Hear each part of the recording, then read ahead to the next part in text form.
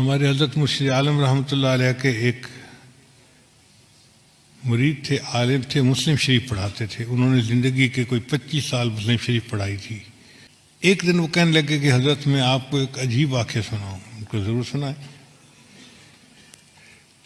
کہنے لگے کہ دارالعلوم دیوبند میں سعودی عرب سے ایک جماعت آئی علماء کی، 3 یا 4 بندے تھے، اور انہوں نے آ کے محتمم صاحب کو کہا کہ ہم ایک علمی مسئلہ ڈسکس کرنے کے لیے آپ کے پاس آئے ہیں. محتمم صاحب نے پوچھا کون سا مسئلہ؟ وہ کہنے لگے اس لیے کہ ہم سے پہلے سعودی عرب کے اوپر ترکوں کا قبضہ تھا، اور ترکوں نے قبروں کے اوپر بڑے گنبد بنائے ہوئے تھے اور کمرے بنائے ہوئے تھے اور عمارتیں بنائی ہوئی تھیں. تو ہم نے حدیث مبارکہ پڑھی جس سے ثابت ہوتا ہے کہ بناء علی القبور کی اجازت نہیں ہے، یعنی قبر کے اوپر آپ عمارت نہیں بنا سکتے. اس لیے سنت عمل یہی ہے کہ قبر کھلے آسمان کے نیچے ہو، اس کے اوپر کوئی کمرہ، کوئی کبہ ایسا نہیں بنانی چاہیے. تو جنت بقیع میں جتنے کبے بنے ہوئے تھے ہم نے سب گرا دیے. اب مسئلہ آیا گنبد خضرا کا.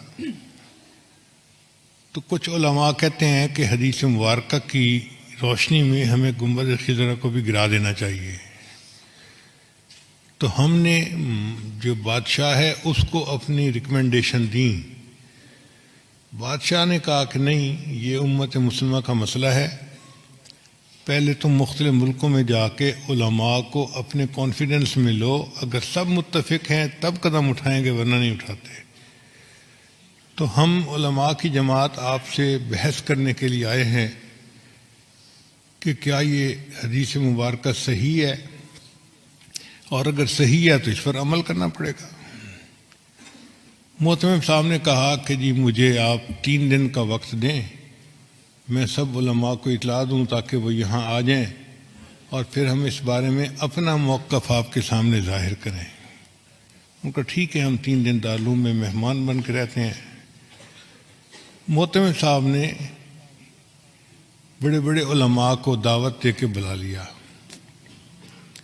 وہ فرماتے ہیں کہ دارالعلوم دیوبند میں وہ دیکھنے والا وقت تھا، بڑے بڑے سب علماء، جید علماء ایک جگہ پر جمع تھے، جبال العلم سب ایک جگہ اکٹھے تھے. اور جو آخری رات تھی وہ تو پوری رات ہی علماء اس مسئلے پر آپس میں ڈسکس کرتے رہے، کتابیں پڑھتے رہے، اور کچھ لوگ روتے رہے، دعائیں مانگتے رہے کہ یا اللہ بہت نازک مسئلہ ہے، ہم سے اس کے کرنے میں کوئی کمی نہ رہ جائے، کوتاہی نہ ہو جائے. اگلا دن ہوا، عصر کی نماز کے بعد مجمع بیٹھا تھا، تو محتمم صاحب نے ان علماء کو کہا کہ جی آپ سب علماء کے سامنے اپنا موقف پیش کریں، پھر جواب ہم دیں گے.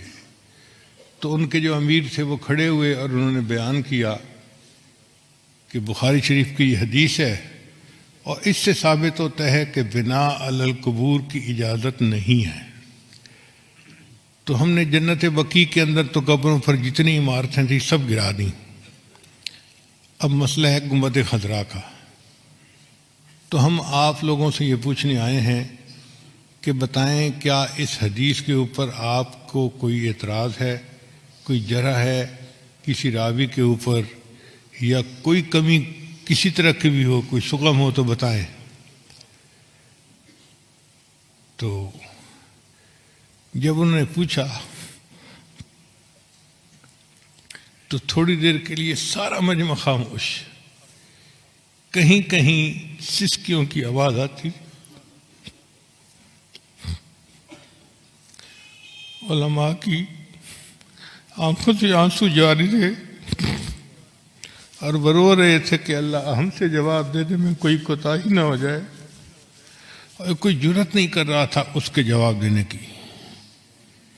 اتنے میں حضرت اقدس تھانوی رحمۃ اللہ علیہ کھڑے ہوئے، اور حضرت نے فرمایا کھڑے ہو کر الحمدللہ اللہ نے اس مسئلے میں مجھے شرح صدر عطا فرما دی ہے.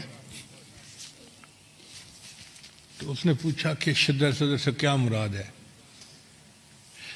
حضرت نے فرمایا کہ شرح صدر یہ کہ یہ حدیث بالکل صحیح ہے، اس کے کسی راوی کے اوپر کوئی اعتراض نہیں ہے، کوئی جرح نہیں ہے، اور ہر لحاظ سے یہ حدیث صحیح بھی ہے سند متصل کے ساتھ، اور صحیح مضبوط ہے مضمون اس کا۔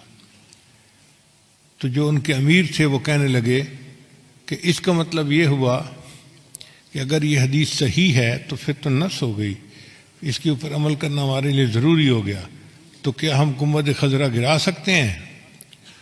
تو حضرت تھانوی رحمۃ اللہ نے جواب دیا، یہی تو شرح صدر ہے جو اللہ نے مجھے عطا فرما دیا، حدیث بھی صحیح ہے لیکن آپ گنبد خضرا کو گرا نہیں سکتے۔ اس نے کہا آپ کیسی باتیں کر رہے ہیں؟ جب حدیث صحیح ہے تو پھر اس گنبد خضرا کو گرانے میں رکاوٹ کیا ہے؟ حضرت نے فرمایا اس کی وجہ یہ کہ حدیث پاک کے مطابق بنا علی القبور کی اجازت نہیں ہے، کہ قبر کے اوپر کوئی عمارت، کوئی کمرہ، کوئی جبہ کبہ بنانے کی اجازت نہیں ہے۔